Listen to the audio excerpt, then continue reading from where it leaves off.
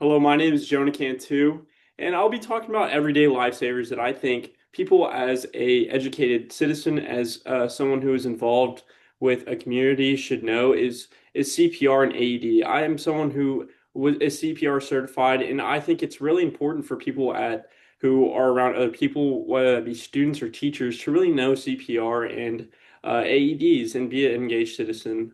I'm going to talk about the importance. I'm going to talk about a scenario. And I'm going to talk about why we need to all be involved with this.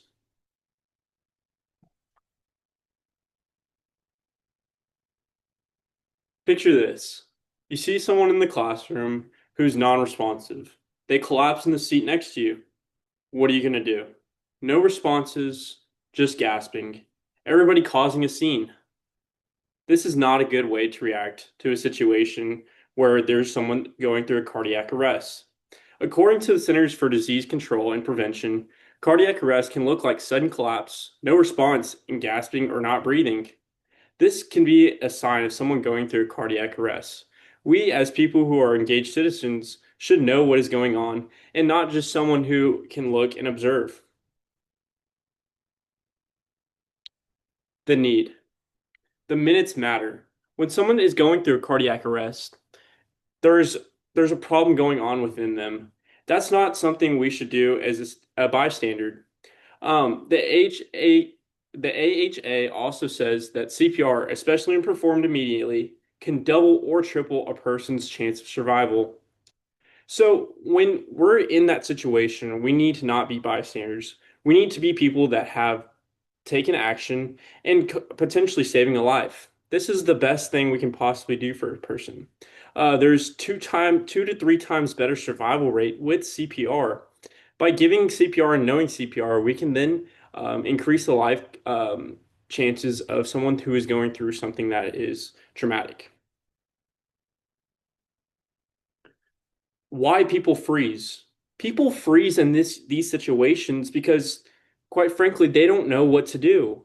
There might be a fear that they don't know what to do or what the correct steps are. There could be confusion of what is happening in this situation. I don't know what's happening. And then there could also be the bystander effect, which is just trying to stay back and not be in the front of the situation, try to protect someone. The NIH research found survival was much higher when a bystander used an AED before EMS arrived. A 67% survival compared with 43% when people waited for EMS to shock the heart. Prepared beats perfect. When someone goes an AED, this creates a more sustainable life expectancy when these traumatic events happen. The simple plan you can do as someone as an engaged citizen is one, call 911. Calling 911 or alerting someone to call 911 is the most important thing to do because this involves the EMS, which are trained officials to come and assess the situation. Two is push hard, which means doing the CPR training that you have learned of pressing into the center of chest and providing airflow. And number three, it's get AED. An AED should be closest to you where it reads off what to do in this situation. All you have to do is get the AED and listen to what is happening. Hard and fast until help arrives is what my motto would be to engage citizens of knowing what to do and doing it quickly. AEDs talk you through it. Find it, open it, and follow the prompts. This is the easiest thing. It has already been created, and you should not be afraid of it. Do not be a bystander, and take this with the ultimate respect and help someone's life and listen to the AED as it walks you through what to do. Training is always available.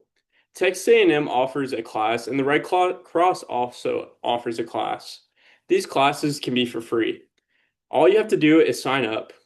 This could help potentially make someone survive in a potential traumatic event. Then, once you know this training, you need to visualize the difference now. You can see how the crowd freezes where everybody's just in shock and no one's calling, no one's doing CPR, and no one's getting the AED.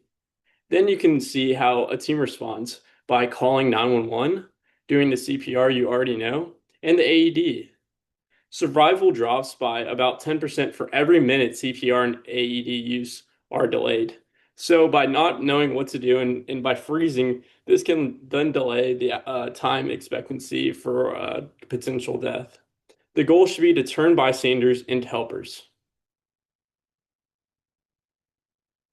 Now, this is your 24-hour challenge.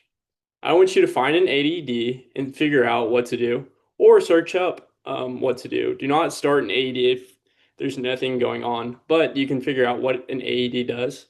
And then you need to sign up for training. I want you to sign up for training with either Texas A&M or the Red Cross. And then I want you to show one friend. Showing a friend can help spread I'm trying to do and what my purpose is by explaining what CPR and AED is so useful to others. You do not have to be a doctor to start this. You just have to start. You can do all of these things. These things do not take a lot of time, and this can be something that can save someone's life. So I really hope that you take this into consideration and you're not just someone who is a bystander. Here are my sources, and here is my keynote outline.